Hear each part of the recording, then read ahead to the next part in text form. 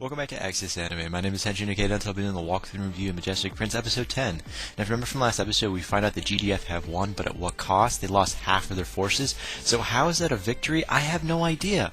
But moving on past that, we have to do a little cutscene with Simon, and Simon is actually telling Team Rabbits in a top secret little meeting about the true identity of the defector from the Wolgru Empire. Definitely worth mentioning. However, toward the end of the episode, we find out Izuru, he knows the defector's identity, kind of, from his memories. So he doesn't know the whole picture, but he knows some things, if that makes any sense. And we also find out this defector, which is a girl, by the way, knows Izuru from the past. And again, that's where the episode ends. And all my final thought and rating at the end of the clip, so stay tuned. But let's dive right on in.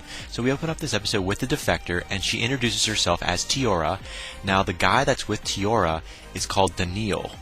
Apparently, Daniil is like her butler or servant, and we also find out Tiora happens to be a noble woman from the Wolgru Empire. Definitely worth mentioning. And again, that's where we open up with. Moving on past that, we are taken to a little cutscene, or should I say, an informative cutscene. Yes, we're thrown with a little bit of information about the Wolgru Empire.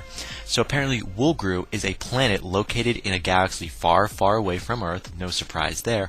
However, they are declining.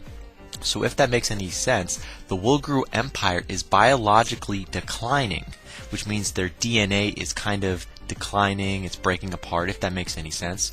Now, they're conducting new experiments. Now, by conducting, I mean they're conducting artificial genetic engineering, a little more technical, scientific stuff in general. So they're conducting artificial genetic engineering to encourage their genes to advance, and then they actually release their genes across the universe. And here's the kicker: now they're attempting to retrieve the genes that they scattered across the universe, and they call it hunting. I call it harvesting, they call it hunting, to each their own, but that's still kind of sick in my opinion. I mean, it's like you're collecting your offspring of your gene pool just so you can take the DNA out of them to survive, which it sounds really terrible. Now, here's the truth of the matter: the Wolgru created mankind. Ain't that a slap in the face? So, wait a minute, the Wolgru created mankind just so one day they could come back and harvest the genes from mankind? Bam, that's like, wow. Psychologically, that would mess someone up.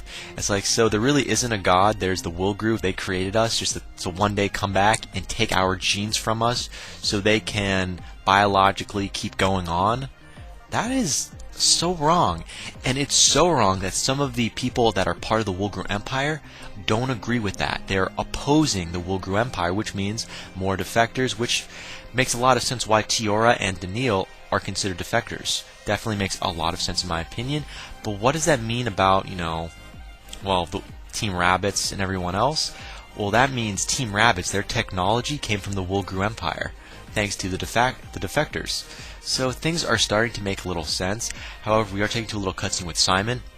Now, Simon tells Team Rabbits they will be targeted from here on out by the Wolgru Empire, because the Wolgru Empire, after watching the duel between Izuru and Gerard, means Team Rabbits is now the perfect DNA. I don't know how to put this into words that make more sense. They hold the best DNA among mankind, so Team Rabbits is now going to be targeted for their DNA, for their genes. I'm like, what? Yeah, it makes sense, but come on. That's like saying Team Rabbits, even though they're not the best, or should I say they hold the strongest DNA among mankind, the strongest gene pool. That is just messed up. But anyways, this is what Simon is telling Team Rabbits. From here on in, you're going to be targeted by the Wolgru. So instead of you fighting in the front lines and doing what you've been doing, you're going to act as decoys from here on out, since that's all the Wolgru Empire are interested in, is Team Rabbits. So again, that's definitely a slap on the face. That means you will not be seeing Team Rabbits doing anything spectacular. They're just the poster child for, the GDF right now, and that's it. That definitely sucks. However, moving on past that, we find out Tiora is, in a line of questions and answers, tells Izuru they were friends before Izuru had his memory wiped. So now Izuru knows somewhat of the truth about, Tiora. It's getting interesting, but you know what? The questions had to stop there. They couldn't go any further because they didn't pertain to the current mission at hand, so that kind of sucked. But Kay got really silent because after hearing that Tiora and Izuru have a history, she's getting jealous, which means this is getting good. A pending cat fight is in the works, and I can't wait to see what's going to happen. I'll be honest, a cat fight between Kei and Tiora is going to be spectacular, and I can't wait to see what's going to happen there. But moving on past that, we're taking to a little cutscene with Tamaki and Izuru. After finding out that Izuru has a history with, Tiora, and Tamaki has a thing for Daniil, they're getting all hyped up, all, built up, and they decide to take stuff to the next level, and they're working out, they're getting stronger to impress their counterparts, if that makes any sense. So let me sum that up real quick for you. Tamaki is trying to work out and get better to probably catch Daniil's eye. And by catch Daniil's eye, I mean so Daniil recognizes Tamaki as an attractive woman and hopefully date her. Now Izuru is only working out and getting stronger so he can get closer to Tiore, if that makes any sense. So Tamaki and Izuru are working out, getting stronger, and they're actually making it out to look like they're better than the rest of their group, making Team Rabbits look terrible right now because Team Rabbits is out of shape and they're usually not used to working out that early in the morning. So Tamaki and Izuru, they're doing this for love and God knows what else reasons, just because of the defectors, more or less. Now moving on past that, toward the end of the episode, we're taking to a little cutscene with the king of the Woolgru Empire. Now apparently this king is giving a pat on the back, if that makes any sense. I'll say this one more time. The king of the Woolgru Empire is patting everyone on the back of the Woolgru Empire that was part of the mission for a job well done, like a victory. I was like, what? No, the Woolgru Empire lost. They did not win. So why are you congratulating them on a job well done?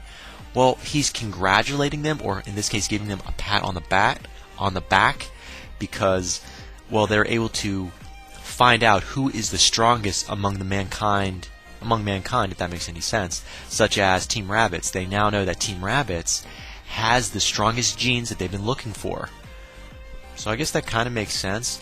Now we see Jared, or Gerard, depending on how you want to pronounce his name, which is the king's brother, come to the meeting, even though he didn't want to. He comes to the meeting, and he basically tells the king nothing about his battle with, Izuru. He tells the king, I'm not telling you a damn thing. And that is bold, because this is the king. This is your brother. If you don't tell him a damn thing, he's going to have you killed. But you know what? The king understands. He's like, okay, fine. My brother has found prey. It's his. But just remember this, Jared.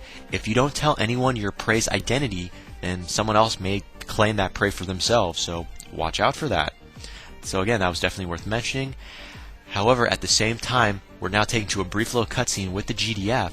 And apparently they've discovered a Woolgru craft on Mars. And that's where the episode ends. As for final thoughts, okay, well, first of all, this craft that belongs to the Woolgru Empire that's been found on Mars, who is on it? Is it Tiore's mother?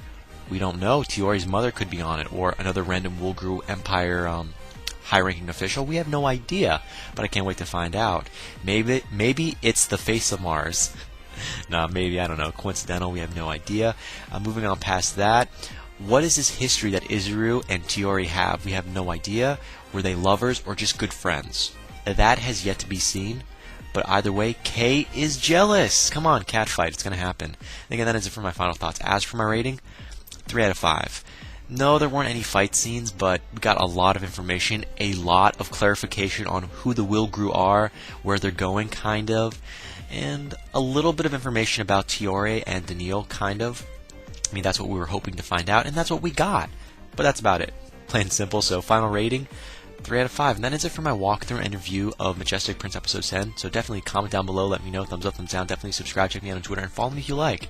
Let me know what you thought of this episode, and let me know what you think's going to happen in the next episode that's coming out. But again, guys, that ends it for now, and I gotta hit the bricks, and I gotta go. And before I go, I gotta say it, and I always say it. You can't stop the access, but you can watch the feed. I'll see you later, guys.